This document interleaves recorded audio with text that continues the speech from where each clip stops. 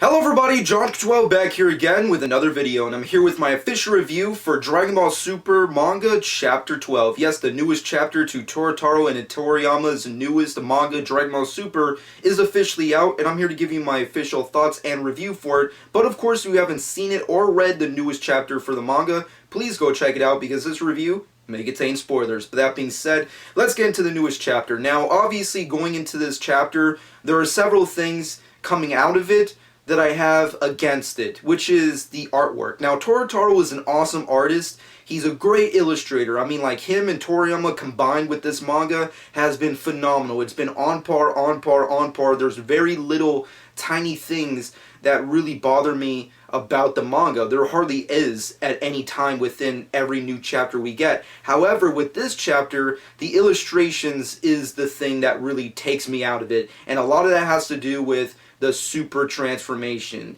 Now, with that being said, let me save that and get into the actual chapter, which of course is three specific fights, which is Vegeta versus Kabe, Vegeta versus Hit, and of course the beginning of Goku versus Hit. That is also kind of a major thing that kind of annoys me with this chapter, is that it felt like they were really trying to speed right through this chapter just to get to the ending of this story arc, which is kind of odd considering that the manga does its own thing, and granted, it's very different from the anime. There's not really that many filters, there's not really that many fillers rather, and there's really not that many times where you have to just expand on a fight in multiple chapters. However, when it comes to three big fights within one chapter, it would have been nice to at least elongate them to make them a little bit more interesting for us readers. But with that being said, that's really the only real major thing I have with it as a story point that kind of bothered me. But going back into the illustrations, the Super Saiyan Blue transformation that Toyotarō does illustrate in this freaking chapter sucks a big one.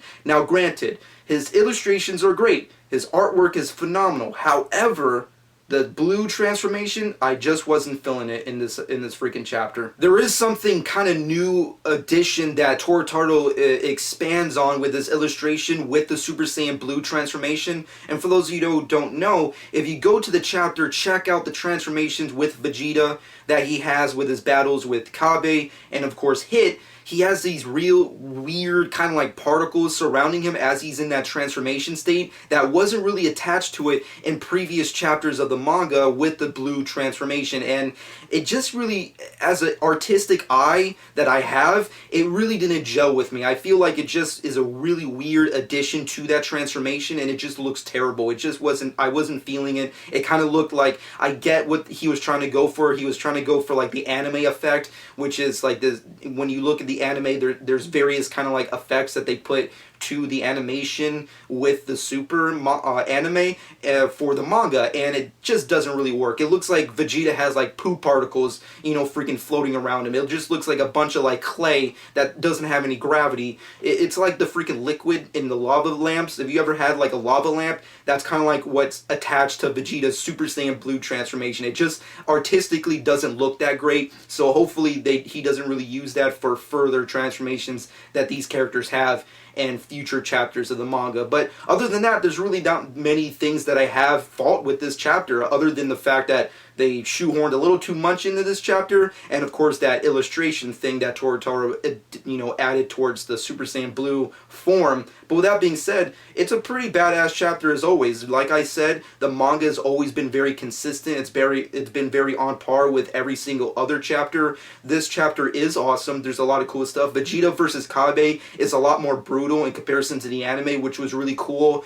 Vegeta versus Hit was a little bit more, like, I don't want to say more epic, but it was definitely a little bit more to the point, and just like Vegeta has no chance. And the same thing goes for Goku, where it's like Goku is very comedic and like happy-go-lucky like he was in the beginning of the fight in the anime, but in this time it kind of feels like the fight is a little bit more futile. But with that being said, that's pretty much the overall chapter, and I think the great thing overall to take away from this chapter is how this freaking manga is going to progress in future sagas or at least how it's going to tie in from this saga and transition to the newest one. Because when you think about it, we only have one more fight, which is Goku versus Hit, the Great Wish for the Supers, which the Super Dragon Balls rather, and then of course we can transition to the new saga, which I'm guessing will be the Future Trunks saga story arc. So it's going to be really cool to see what happens with future chapters of the Super manga, and I can't wait to see it. It's going to be so freaking badass. I wonder if Toyotarō is going to add in, like it was in the anime, the Super Saiyan Blue Kaioken times 10 shit. That would be really badass. Hopefully it ends different from the anime, because I really wasn't big on the ending conclusion to the fight of Goku versus Hit in the anime. So hopefully with the manga they do something different, but I'm not going to keep my hopes up. But overall, this chapter was pretty badass, like most chapters in this manga, and I loved it. I thought it was badass. But overall, with that being said, my final verdict for this chapter has to be a solid 7 out of 10. It was a good, awesome chapter with a lot of freaking action. This was pretty much the action chapter, which a lot of fights and a lot of badass kicking ass characters. Kabe going Super Saiyan, Vegeta going Super Saiyan Blue fighting Hit. We get to see a glimpse of Hit's powers as we've done in the anime, which is freaking phenomenal and badass if you've seen the anime. So there's not really much to go from here other than the fact that we have at least maybe, like, let's say 1 or 2 chapters left of the story arc, and then we can go right into Future Trunks, which I can't wait to see. But with that being said, my final verdict for this chapter is a solid 7 out of 10. Let me know what you personally think in the comments section below. What are your personal thoughts on Vegeta versus Kabe and Hit? And of course, your expectations for Goku versus Hit. Do you want to see Super Saiyan Blue Kaioken? Do you think we'll get that? And of course, how is the manga going to transition from this story arc saga to the next, which will be featuring Future Trunks, hopefully. Maybe that's going to be only an anime thing, but we'll have to wait and see. We did get some official artwork for Future Trunks for this new arc, so I definitely can't wait to see how Toyotarō artistically illustrates everything and how Toriyama is going to write everything and draft it out. So it's going to be very cool, and let me know what you personally think in the comment section below. And of course, right before I end this vlog slash review for Dragon Ball Super Manga Chapter 12, I want to quickly mention and pretty much give a quick plug-in towards what I'm pretty much going for today, which is, if you've noticed, I'm wearing an excessive amount of purple on myself, and that is of course because today is POP Day. It's March 20th, Friday, and of course POP stands for, the initials stand for Put on Purple.